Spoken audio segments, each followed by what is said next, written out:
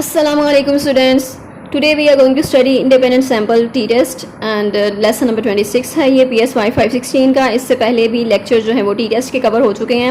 t-test क्या होता है, t-test की डिटेल और t-test के बारे में अंडरस्टैंडिंग जो है वो आपकी आई होप डेवलप हो चुकी होगी अगर आपने वो लेक्चर्स अटेंड किए हैं तो। अगर नहीं किए तो प्रीवियस लेक्चर अटेंड करें एंड देन आप ये वाला लेक्चर अंडरस्टैंड कर सकेंगे। सो बेसिकली आपका पर्पज़ क्या है, कॉन्सेप्ट क्लियर करने का, अंडरस्टैंड करने का चीज़ों को, ताकि आपको उनको समझ आ सके, आप उसको खुद से भी कर सकें, आप क्रिएटिव राइटिंग कर सकें उस पर। सो आपको ये चीज़ें जो है वो लॉन्ग टर्म में फ़ायदा देने वाली हैं। अदरवाइज़ आपका जो शॉर्ट टर्म का गोल है यानी कि पेपर जस्ट अटैम्प्ट करना, एग्ज़ाम में पास होना, तो दैट विल बी फुलफिल्ड। लेकिन आपका जो लॉन्ग टर्म जो है, ये लॉन्ग टर्म के लिए अगर आपको चाहिए तो आप उसको अंडरस्टैंड करें, उस कॉन्सेप्ट को समझें और ये आपको बेनिफिट करेगी फ्यूचर में भी। So I hope you understand and these lectures are beneficial for you अगर if you like our efforts, if you acknowledge our efforts, if you appreciate our efforts, so please join us and please join the community by subscribing the channel. Or 60% students are not subscribing, I have observed, and they are watching the videos, so this is not good. And please join the community so we understand that how many students are following, how many students are appreciating, how many students are getting facilitated. So we have made another community also to make more efforts in understanding the simple concepts of psychology, and that is Psyche Seeker. So please join that community also. That is linked आपका जो है वो इसका mention है description में भी, और इसके जो साइकोलॉजी विद मुकद्दस है उसके होम पेज पे भी आपको वो साइकी सीकर चैनल मिल जाएगा। वहाँ पर आपने जस्ट सब्सक्राइब कर लेना है। Please stop the video for a while, 1 minute लगना है, जस्ट उसको सब्सक्राइब कर लें। I hope that you have subscribed the channel, so thank you so much. So we are going to study independent sample t-test. Independent sample t-test क्या होता है और t-test के बारे में जो assumptions हैं हमारे, जो t-test हम किस लिए यूज़ करते हैं, तो t-test जो है वो हमारा z-test के उसके अल्टरनेटिव पे हम यूज़ करते हैं। z-test में हमारे पास कुछ प्रॉब्लम्स आ रही थी। z-test में अगर हमारे पास पॉपुलेशन पैरामीटर्स जो हैं वो नाउन नहीं हैं तो फिर हम t-test की तरफ आते हैं। t-test में हम पॉपुलेशन वेरिएंस की जगह सैम्पल वेरिएंस यूज़ करते हैं, सैम्पल स्टैटिस्टिक्स यूज़ करते हैं एंड देन हम उसका एस्टिमेट लगाते हैं और पॉपुलेशन के बारे में।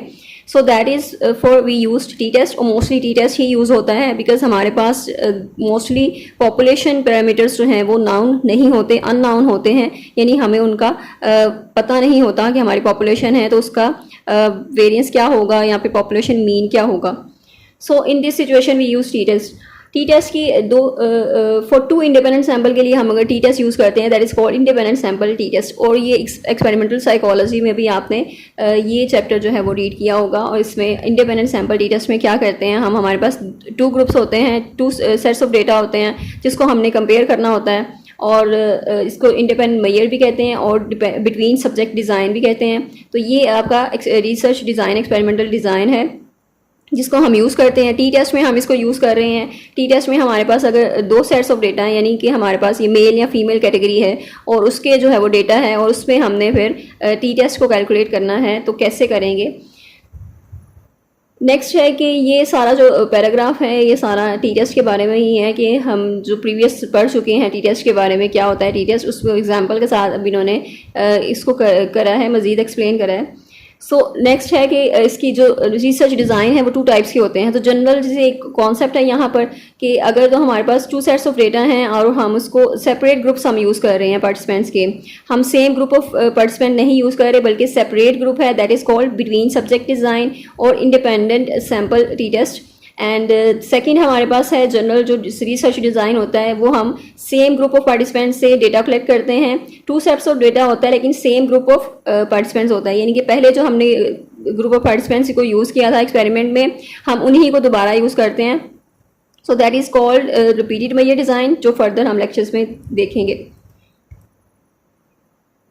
नेक्स्ट असम्पशंस, कुछ असम्पशंस हैं इंडिपेंडेंट मेजर फार्मूला के बारे में, और जो 3 असम्पशंस हैं बेसिकली जो हमारी हाइपोथेसिस टेस्टिंग है उसकी असम्पशन जो है, या z-test है या t-test है, अनोवा है, तो सबकी सिमिलर ही असम्पशंस हैं। ये 3 बहुत इंपॉर्टेंट असम्पशंस हैं, आपकी पेपर में आ सकती हैं।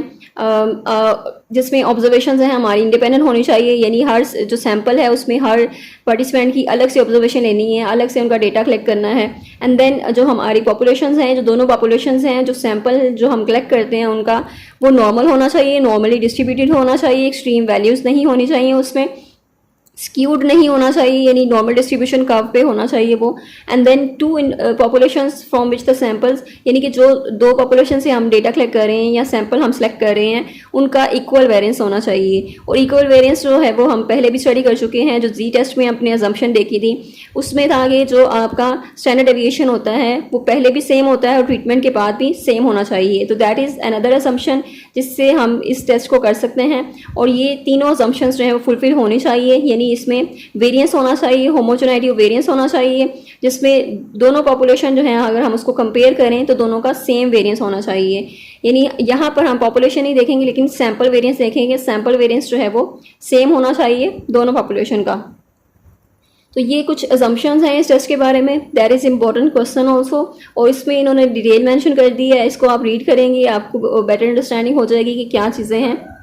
नेक्स्ट है हाइपोथेसिस टेस्टिंग, और यहाँ पर इन्होंने नोटेशन वगैरह बताया because we are using two samples और टू ग्रुप ऑफ सैम्पल्स, हम वहाँ पर दो ग्रुप्स यूज़ कर रहे हैं। तो जो दोनों ग्रुप हैं उनकी हम अलग अलग से उनके नेम मेंशन कर देंगे। अगर हम सैम्पल साइज देख रहे हैं तो N1 एक का होगा, एक का N2 होगा। अगर हम उसको सम ऑफ स्क्वायर देख रहे हैं तो उसका SS1 होगा, SS2 होगा। इस तरह से हम डिफरेंट जो है वो उनको ये नंबर डिनोट कर देंगे। और जो फार्मूला है हमारा वो एग्जैक्टली सेम ही रहेगा, जो टी टेस्ट में हमने चेक किया था फार्मूला सेम ही है। उसमें जस्ट हमने जो डिफरेंस है जो आपका यानी जो आपकी जो सेकंड ग्रुप है उसको भी ऐड करना है, उसकी वैल्यूज़ भी ऐड करनी है, उनका डिफरेंस पहले निकालना है, उसके बाद फिर हम दूसरी चीज़ें देखेंगे। हाइपोथेसिस टेस्टिंग है तो इसमें जो गोल है आपका स्टडी करने का कि मीन डिफरेंस क्या है between two populations. So basically जो हाइपोथेसिस टेस्टिंग है उसका गोल यही है। हाइपोथेसिस जो टेस्टिंग हम करते हैं वो मीन डिफरेंस फाइंड आउट करने के लिए, यानी दोनों पॉपुलेशन में कितना डिफरेंस है। और यहाँ पर जो सबस्क्रिप्ट्स हैं वो बता दिए, यानी पॉपुलेशन मीन के लिए हम μ1 और पॉपुलेशन मीन 2 के लिए हम μ2 यूज़ करेंगे। और इस तरह जो सैम्पल मीन है उसके लिए भी हम M1 और M2 यूज़ करेंगे। और फिर फार्मूला हमारा ये है, यानी जो नल हाइपोथेसिस है उसमें μ1 माइनस μ2 अगर करेंगे तो नो डिफरेंस।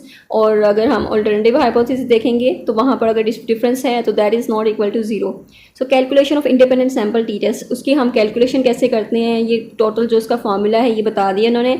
सिंपल हमारे पास जो टी का फार्मूला था कि sample mean minus population mean and then divided by estimated standard error. अभी भी फार्मूला सिमिलर ही है, जस्ट हमने क्या करना है कि M1 यानी कि सैम्पल 1 से माइनस करना है सैम्पल 2 को, and then minus population mean 1 population mean 2।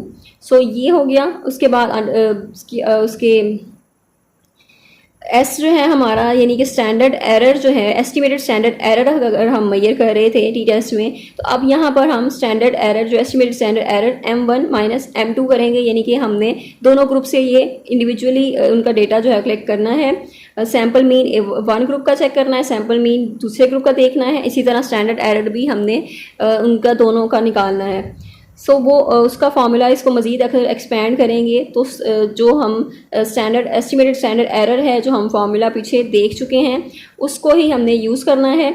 और इसमें इन्होंने फार्मूला बार बार यही चीज़ें बताई हैं, sample mean minus population mean, कि हमारा फार्मूला वही रहेगा। जस्ट हमने क्या करना है कि जो हमारा दूसरा ग्रुप है उसको भी ऐड करना है एंड देन उसके डिफरेंसेस वगैरह चेक करने हैं।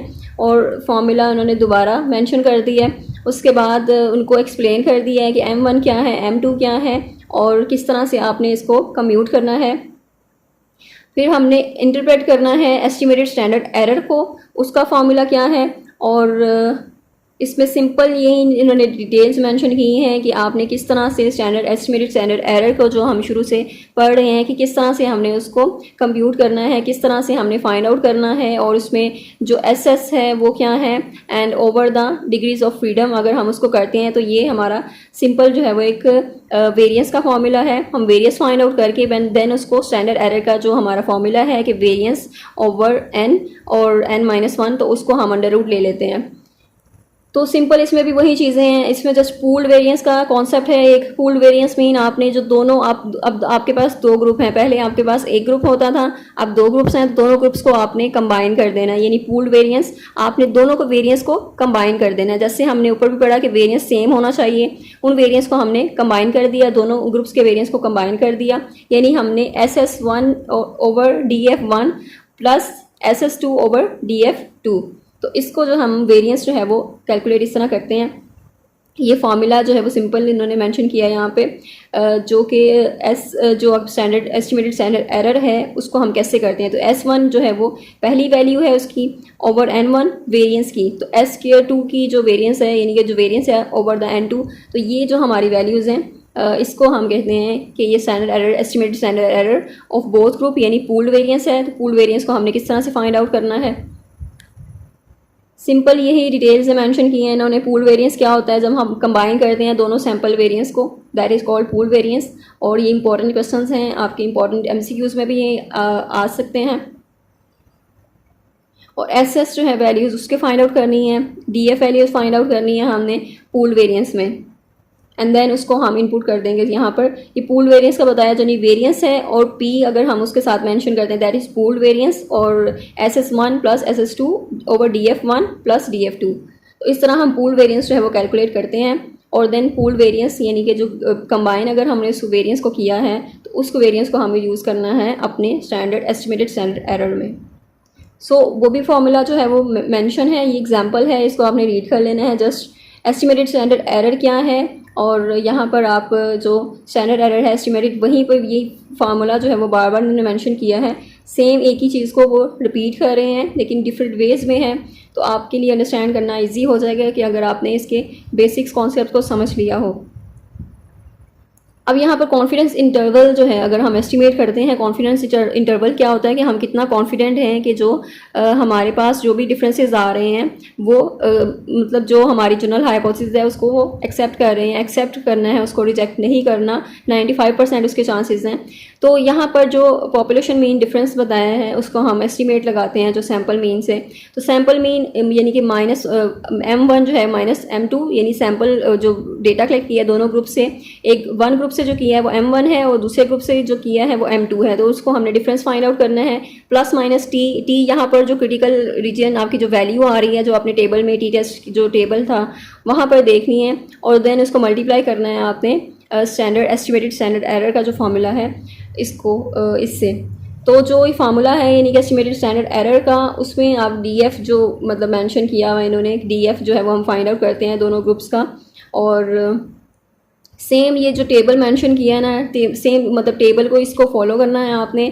सिंपल उन्होंने सिंगल सैंपल जो टी टेस्ट था सिंपल उसकी वैल्यूज़ हैं, ठीक है। उसके बाद इंडिपेंडेंट मैयर टी टेस्ट है। अगर सैंपल डेटा ए का ही हमने क्लिक किया तो that is mean, sample data mean जो है वो M है। अगर हमने इंडिपेंडेंट मैयर किया है तो M1 माइनस M2।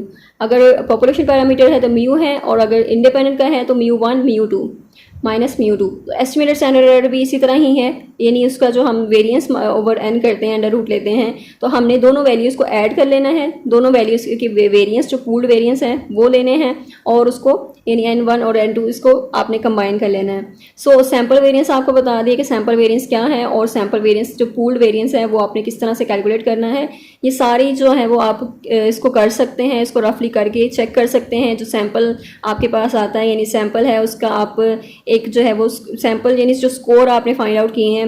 अगर सपोज कोई भी एग्जांपल आप ले सकते हैं कि अगर आप मैथ के टेस्ट पे चेक करना चाह रहे हैं, मैथ का टेस्ट कलेक्ट करते हैं बच्चों से, तो वो आप उसको स्कोर जो है उसका वो देखते हैं, उसको आप करते हैं, उसका सैम्पल, उस सैम्पल का आप मीन फाइंड आउट करते हैं, देन आप स्टैंडर्ड डेविएशन फाइंड आउट करते हैं, यानी वेरिएंस उसका फाइंड आउट करते हैं। तो इस तरह से आपने वो सारी कैलकुलेशन करके इस तरह वैल्यूज इनपुट करके तो आप इसको ईजीली सॉल्व आउट कर सकते हैं।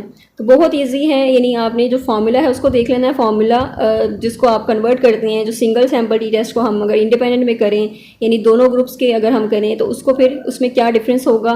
तो ये वैल्यूज़ हैं इस तरह, ये ज़रा सा डिफरेंस है उसमें, बाकी सब कुछ जो है फार्मूला सेम ही रहेगा। जैसे सिंगल सैम्पल टी टेस्ट का होता है वैसे ही इंडिपेंडेंट मैयर का होगा। अब आपने रिजल्ट्स को रिपोर्ट कैसे करना है और SPSS में इसको कैसे जनरेट करना है, ये नेक्स्ट चैप्टर में जो SPSS है उसकी कैलकुलेशन वगैरह होगी। अभी इस चैप्टर में आपने जस्ट इसको रीड करना है, आपने वैसे ही समझना है इसको कि आप किस तरह से, अगर आप मैनुअल करना चाह रहे हैं, मैनुअल इसको कंप्यूट करना चाह रहे हैं फार्मूला को, देन आप मैनुअल भी कर सकते हैं और ये बहुत ईजी है। I hope I made it clear and thank you so much. Share this video with other students. अपना बहुत सा ख्याल रखें, दुआ में याद रखें। शुक्रिया, अल्लाह हाफिज़।